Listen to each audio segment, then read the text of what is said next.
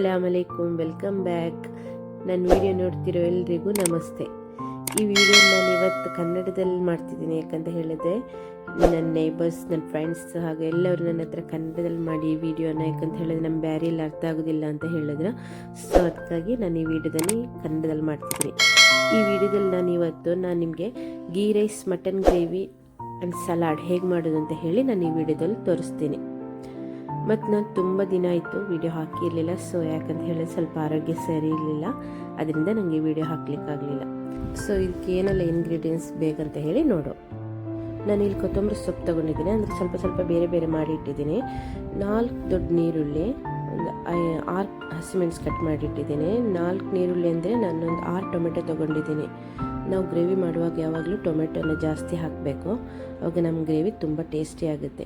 ಈಗ ನಾನು ಒಂದು ಗ್ಯಾಸ್ ಆನ್ ಮಾಡಿ ಅದರಲ್ಲಿ ಕುಕ್ಕರ್ ಇಟ್ಟಿದ್ದೀನಿ.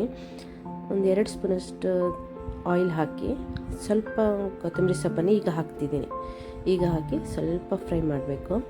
ನೆಕ್ಸ್ಟ್ ನಾನು ಕಟ್ ಮಾಡಿಟ್ಟು ನೀರುಳ್ಳಿ ಮತ್ತು ಹಸಿಮೆಣಸನ್ನು ಹಾಕಿ ಸ್ವಲ್ಪ ಉಪ್ಪು ಹಾಕಿ ಸ್ವಲ್ಪ ಫ್ರೈ ಮಾಡಬೇಕು. ಸ್ವಲ್ಪ ಅದು ಬ್ರೌನ್ ಕಲರ್ ಬರೋವರ ತನಕ ಫ್ರೈ ಆಗೋ ತನಕ ಕಟ್ ಮಾಡಿಟ್ಟಿರೋ ಟೊಮೆಟೊ ಅದನ್ನೆಲ್ಲ ಹಾಕಬೇಕು. ಟೊಮೆಟೊ ಎಲ್ಲ ಹಾಕಿ ಇದನ್ನೆಲ್ಲ ಚೆನ್ನಾಗಿ ಮಿಕ್ಸ್ ಮಾಡಬೇಕು.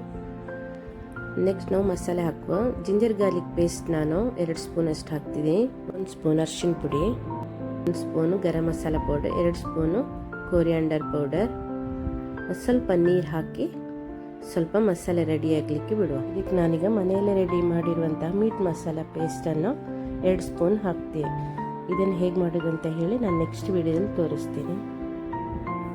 ಇದನ್ನೆಲ್ಲ ಚೆನ್ನಾಗಿ ಮಿಕ್ಸ್ ಮಾಡಿ ಕ್ಲೀನಾಗಿ ತೊಳೆದಿಟ್ಟಿರೋ ಮಟನ್ ಇದೆಯಲ್ಲ ಅದನ್ನು ಈಗ ಹಾಕಿ ಸ್ವಲ್ಪ ಕೊತ್ತಂಬರಿ ಸೊಪ್ಪು ಹಾಕಿ ಲಿಡ್ ಕ್ಲೋಸ್ ಮಾಡಿ ಒಂದು 6 ವಿಸಿಲ್ ಬರಲಿಕ್ಕೆ ಬಿಡಬೇಕು. ನೆಕ್ಸ್ಟ್ ನಾನಿಲ್ಲಿ ಗೀ ರೈಸ್ ಮಾಡಲಿಕ್ಕೆ ಒಂದು ದೊಡ್ಡ ನೀರುಳ್ಳಿ, 2 ಹಸಿಮೆಣಸು ಕಟ್ ಮಾಡಿ, 1 ಪಲಾವ್ ಎಲೆ, 2 ಲವಂಗ, 2 ಚಕ್ಕೆ, 2 ಏಲಕ್ಕಿ ಇದನ್ನೆಲ್ಲ ತೆಗೆದಿಟ್ಟಿದ್ದೀನಿ. ಮತ್ತು 1/2 ಲೆಮನ್ ತೆಗೆದಿಡಬೇಕು. 1 ಸ್ಪೂನ್ ಜಿಂಜರ್ ಗಾರ್ಲಿಕ್ ಪೇಸ್ಟ್.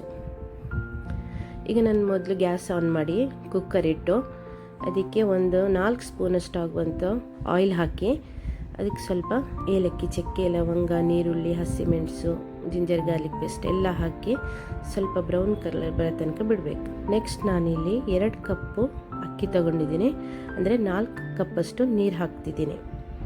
4 ಕಪ್ಪಷ್ಟು ನೀರು ಹಾಕಿ ಸ್ವಲ್ಪ ಉಪ್ಪು ಹಾಕಿ ಈಗ ಲೆಮನ್ ಹಾಕಿ ಅದನ್ನು ಈಗ ನಾನು ಬಾಯ್ಲ್ ಆಗ್ಲಿಕ್ಕೆ ಬಿಡಬೇಕು. ನೆಕ್ಸ್ಟ್ ನಾನಿಲ್ಲಿ 2 ಕಪ್ಪಷ್ಟು ಅಕ್ಕಿ ಚೆನ್ನಾಗಿ ತೊಳೆದು ನೀರು ಬಾಯ್ಲ್ ಆದ ತಕ್ಷಣ ಅದಕ್ಕೆ ಹಾಕಿ ಮಿಕ್ಸ್ ಮಾಡಬೇಕು. ಮಿಕ್ಸ್ ಮಾಡಿ ಲಿಡ್ ಕ್ಲೋಸ್ ಮಾಡಿ 1 ವಿಸಿಲ್ ಬರೋ ತನಕ ಬಿಡಬೇಕು. ನೆಕ್ಸ್ಟ್ 1 ವಿಸಿಲ್ ಬಂದಮೇಲೆ ಗ್ಯಾಸ್ ಫ್ಲೇಮ್ ಆಫ್ ಮಾಡಬೇಕು. ನೆಕ್ಸ್ಟ್ ನಾ ಇಲ್ಲಿ ಸಲಾಡ್ ರೆಡಿ ಮಾಡಲಿಕ್ಕೆ 2 ನೀರುಳ್ಳಿ ತೊಗೊಂಡಿದ್ದೀನಿ, ಅದನ್ನು ಸಣ್ಣ ಕಟ್ ಮಾಡಿಡಬೇಕು. ಸಲಾಡ್ ಕಟ್ ಮಾಡುವ ಹಾಗೆ 1 ಟೊಮೆಟೊ ಅದನ್ನು ಹಾಗೆ ಸಣ್ಣ ಸಲಾಡ್ ಕಟ್ ಮಾಡೋ ಹಾಗೆ ಕಟ್ ಮಾಡಿ, 1 ಹಸಿಮೆಣಸು ಇವೆಲ್ಲ ಒಂದು ಚೆನ್ನಾಗಿ ಕಟ್ ಮಾಡಿ ಒಂದು ಬೌಲಿಗೆ ಹಾಕಿ ಸ್ವಲ್ಪ ಉಪ್ಪು ಮತ್ತು ನಾನಿಲ್ಲಿ ಟೇಸ್ಟಿ ಬೇಕಾದಷ್ಟು 3 ಸ್ಪೂನಷ್ಟು ವಿನೆಗರ್ ಹಾಕಿ ಒಳ್ಳೆ ಚೆಂದ ಮಿಕ್ಸ್ ಮಾಡಬೇಕು.